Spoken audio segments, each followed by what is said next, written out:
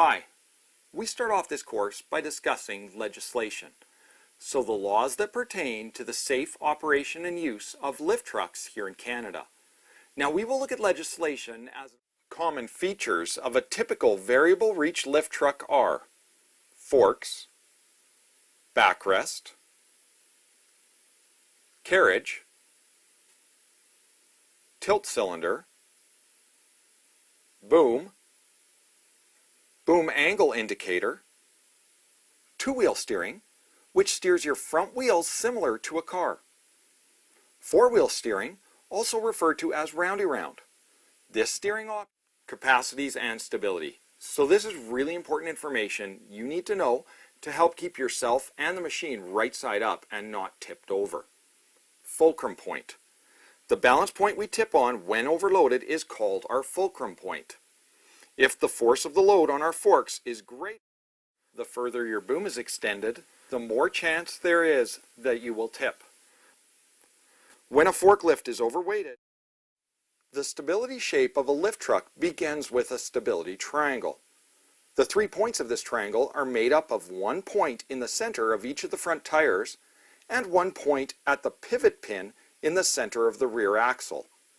The pivot pin of the rear axle is what creates the triangular stability shape, and not a rectangular stability shape like that found on a typical car or truck.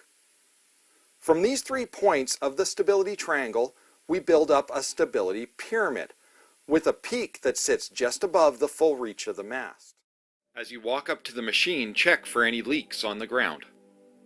Make sure tires have no serious damage or cuts on the tread, also checking inner and outer sidewalls. Inspect rims, confirming all lug nuts are in place and snug. Always use 3 points of contact when mounting and exiting the machine, making sure that the mounting steps are free from grease, oil, mud, snow, or anything slippery. If not, clean them immediately.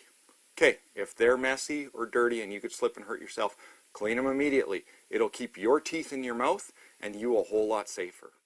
Use your stabilizers and outriggers to steady the lift. Take extreme caution when unloading while the machine is on a grade.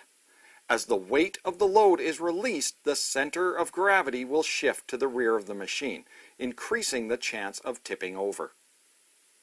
There are a few important things you want to make sure you follow when loading. When parking, make sure the machine is on solid level ground, in a designated zone, or away from doors, exits, gates, and traffic.